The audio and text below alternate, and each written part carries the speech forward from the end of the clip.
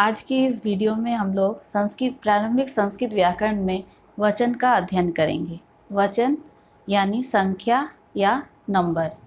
हिंदी में वचन 2 होते हैं, इंग्लिश में भी नंबर 2 होते हैं, परंतु संस्कृत में वचन 3 होते हैं। वचन के बारे में कहा जाता है उच्यते संख्या अननेति वचनम, अर्थात ऐसा उच्चारण जिससे वचन के बारे में पता चलता है। वचन 3 प्रकार के होते हैं, एक वचन, द्विवचन, बहुवचन।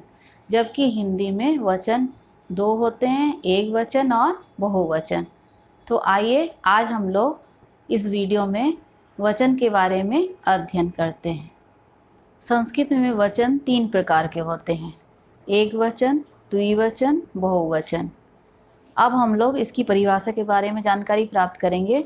सबसे पहले एक वचन, जिस शब्द से किसी एक व्यक्ति या वस्तु का बोध होता है उसे एक वचन कहते हैं।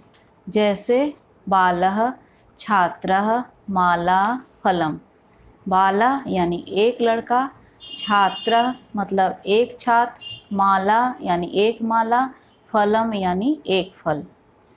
द्विवचन, जिस शब्द से दो व्यक्ति या वस्तु का बोध होता है उसे द्विवचन कहते हैं। जैसे बालो, छात्रो, माले, फले।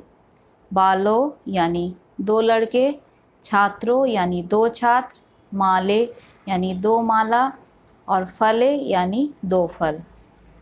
बहुवचन, जिस शब्द से 2 या 2 से अधिक व्यक्ति या वस्तु का बोध होता है उसे बहुवचन कहते हैं।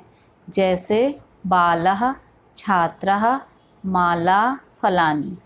बाला मतलब बहुत सारे बच्चे, छात्रा मतलब बहुत सारे छात्र, माला मतलब बहुत सारे माला और फलानी यानी बहुत सारे फल। अब हम लोग शब्द रूप में वचन का प्रयोग किस प्रकार करते हैं उसके बारे में हम लोग जानकारी प्राप्त करेंगे। एक वचन, द्विवचन, बहुवचन। जब हम लोग शब्द रूप लिखते हैं तो सबसे पहले हम लोग लिखते हैं वचन। एक वचन यानी एक का प्रयोग होता है, द्विवचन यानी 2 का प्रयोग होता है जिससे, और बहुवचन यानी जिससे बहुत सारे का प्रयोग होता है। एक वचन में बालः, द्विवचन में बालो और बहुवचन में बाला। एक वचन बाला में मतलब एक लड़का, बालो मतलब 2 लड़के और बहुवचन मतलब बहुत सारे लड़के। बालिका, बालिके, बालिका। बालिका एक लड़की, बालिके 2 लड़की, बालिका मतलब बहुत सारी लड़कियाँ। फलम, फले, फलानी। फलम यानी एक फल, फले यानी 2 फल, फलानी यानी बहुत सारे फल। यहाँ पर पुल्लिंग में पहले में दिखाया गया है कि किस प्रकार से शब्द रूप लिखते हैं, वचन का प्रयोग किस प्रकार होता है, उसके बाद स्त्रीलिंग में, फिर उसके बाद नपुंसकलिंग में।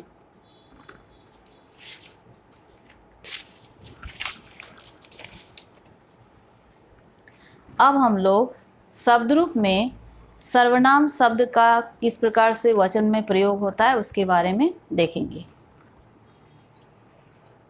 अस्मत् शब्द सबसे पहले देखेंगे। अस्मत् शब्द का रूप जो सर्वनाम शब्द का रूप होता है, किस प्रकार उसका रूप चलता है और उसमें वचन का प्रयोग किस प्रकार होता है। अहम, आवाम, वयम। अहम मतलब मैं, आवाम मतलब हम दोनों, वयम मतलब हम सब। एक वचन में अहम होता है, द्विवचन में आवाम होता है और बहुवचन में होता है वयम, मतलब मैं, हम दोनों, हम सब।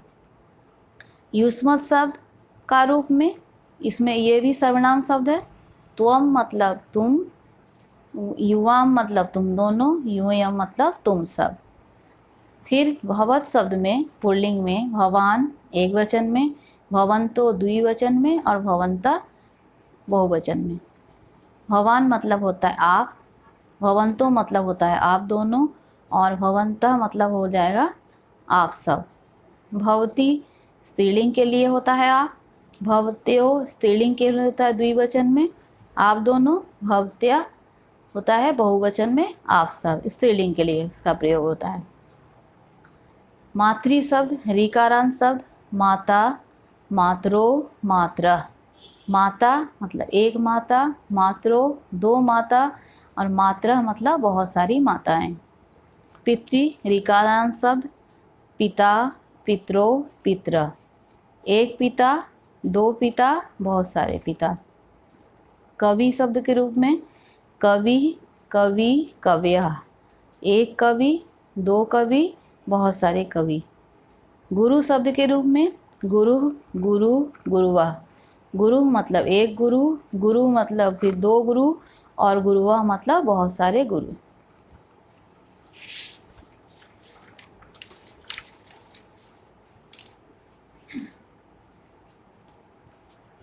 संस्कृत वाक्यों में वचन का किस प्रकार प्रयोग होता है, अब हम लोग इसको देखेंगे। बालकः पठति, बालकः पठति, बालका शब्द एक वचन में है, पठति भी एक वचन में है, मतलब लड़का पढ़ता है। बालको गच्छता, बालको द्विवचन में, गच्छता भी द्विवचन में, दो लड़के जाते हैं। बालका लिखन्ति, बहुत सारे लड़के लिखते हैं। बालका बहुवचन है, लिखन्ति भी बहुवचन में है। छात्रा पठति, छात्र पढ़ता है, एक छात्र पढ़ता है।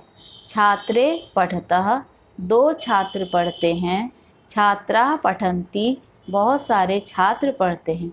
यहाँ पर भी एक वचन, द्विवचन, बहुवचन। फलं पतति, फल गिरता है, एक फल गिरता है। फले पततः, दो फल गिरते हैं। फलानि पतन्ति, बहुत सारे फल गिरते हैं। अब हम लोग देखेंगे धातु रूप में किस प्रकार वचन का प्रयोग किया जाता है। सबसे पहले इसमें देखेंगे पठ धातु के रूप में, एक वचन, द्विवचन, बहुवचन। प्रथम पुरुष में धातु रूप में होता है पठति, लट लकार में हम लोग पढ़ रहे हैं अभी। पठति, पठतः, पठन्ति। एक वचन में पठति, द्विवचन में पढ़ता, और बहुवचन में पठन्ति। मतलब एक पढ़ने के लिए, दो के लिए प्रयोग होता है पढ़ता, और बहुत सारे के लिए प्रयोग होता है पठन्ति। मध्यम पुरुष में पठसि, पठथा, पठथा। उत्तम पुरुष में पठामि, पठाव, पठामा। इसी प्रकार से हम लोग बहुत सारे धातु रूप को इसी ढंग से लिखते हैं। अब हम लोग इसका प्रयोग किस प्रकार होता है संस्कृत वाक्यों में, यहाँ देखेंगे। वह पढ़ता है, सह पठति, वह एक वचन में है, सह पठति भी एक वचन में है। वे दोनों पढ़ते हैं, तो पठता, वे दोनों पढ़ते हैं, द्विवचन में हो गया, तो द्विवचन में है, पढ़ता भी द्विवचन में। वे सब पढ़ते हैं, वे ते पठन्ति, वे सब यानी बहुवचन, ते बहुवचन में है, पठन्ति भी बहुवचन में। तुम पढ़ते हो मध्यम पुरुष में, त्वम पठसि एक वचन में, त्वम पठसि भी एक वचन में। तुम दोनों पढ़ते हो, युवाम पठथ, यहाँ पर दो के लिए प्रयोग किया गया है, तुम दोनों पढ़ते हो। तुम सब पढ़ते हो, यूयम पठत, यहाँ पर बहुवचन का प्रयोग किया, यूयम में बहुवचन है, पढ़ता में भी बहुवचन है। मैं पढ़ता हूँ, यहाँ पर उत्तम पुरुष में हम लोग पढ़ रहे हैं। अहम पठामि, मतलब मैं पढ़ता हूँ, एक के लिए प्रयोग किया गया, एक वचन में। हम दोनों पढ़ते हैं, यहाँ पर द्विवचन का प्रयोग किया गया है, अवाम पठावा में। हम सब पढ़ते हैं, वयम पठामा, इसमें बहुवचन का प्रयोग किया गया। वयम मतलब हम सब, पठामा मतलब पढ़ते हैं। तो बच्चों, देखा आपने, आज की इस वीडियो में आप लोगों ने वचन के बारे में जानकारी प्राप्त की। वचन किसे कहते हैं, वचन कितने प्रकार के होते हैं, वचन का धातु रूप में किस प्रकार प्रयोग होता है, शब्द रूप में किस प्रकार प्रयोग होता है, और हम लोग संस्कृत वाक्यों में इसका प्रयोग किस प्रकार करते हैं। तो आशा है ये आज का टॉपिक आप लोगों को समझ में आ गया होगा। धन्यवाद।